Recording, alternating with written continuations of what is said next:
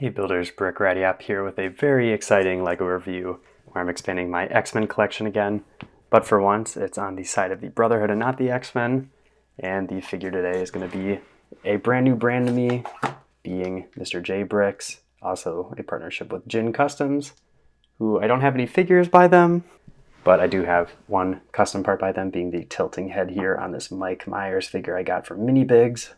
So Jin, very known for their intricate custom elements that they make. Sabertooth, a very cool X-Men character, and it's great to get another villain. A lot of custom companies only make heroes, so getting Sabertooth to go with Magneto there is going to be great. Let's crack open this packaging and take a look on the inside. Just the plastic case has an X logo on the front, the brand's Sabertooth on the back, another different design. And it just says that they use Lego bricks, and it's not actually Lego. Not for children under 3, don't put these in your mouth. In addition to the case, it also had a card in the back with the same designs on both sides of the card. You got number 16 out of 118. Cardboard card there. Looks like I got extra claws, which will be nice to have just in case something goes wrong with them. An extra head and the figure in there. So let's throw this figure on the stand and get a closer look at Sabertooth. And getting this Sabertooth figure on the stand here, it's really great to have a comic figure like this just because the colors really pop. Looking at that orange especially, just with a quick rotation there, you can see some great wraparound printing with those brown stripes going on the sides to the front as well as the back. A little bit of some boot print or whatever. Nothing printed on the inside of the legs, which is fine with me. And even just that little bit of brown continuing from the torso to the legs lines up very well. So it's great to see the precision there in the design.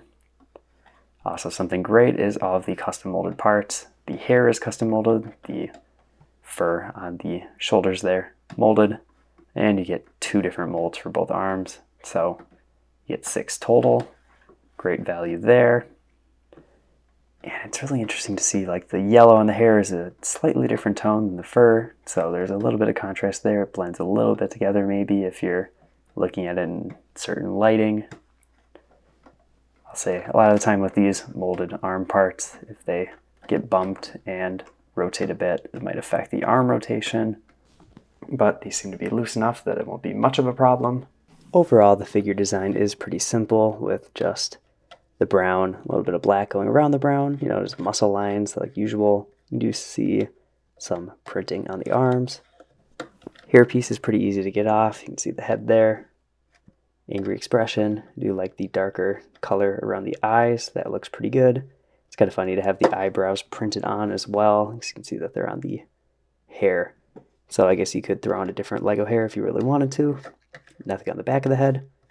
And let's take off all these extra parts and throw on the extra head. With everything taken off, it's really nice to see the level of detail on these types of figures that even though parts are covered, there's still great printing overall. If you want this specific look, I don't know if this exists from the comics, but it doesn't look bad. Face here is a little bit more feral, so that's kind of cool if you want to get him in a more battle-ready pose.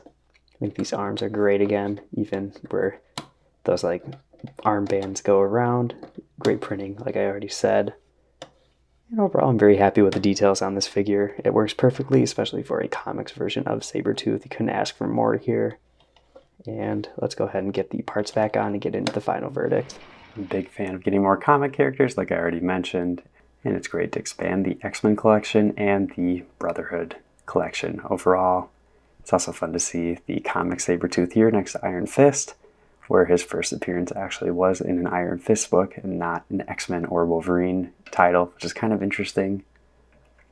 And I'm really hoping to expand this collection more. I know that KO Customs is going to be releasing a new Wolverine villain very soon.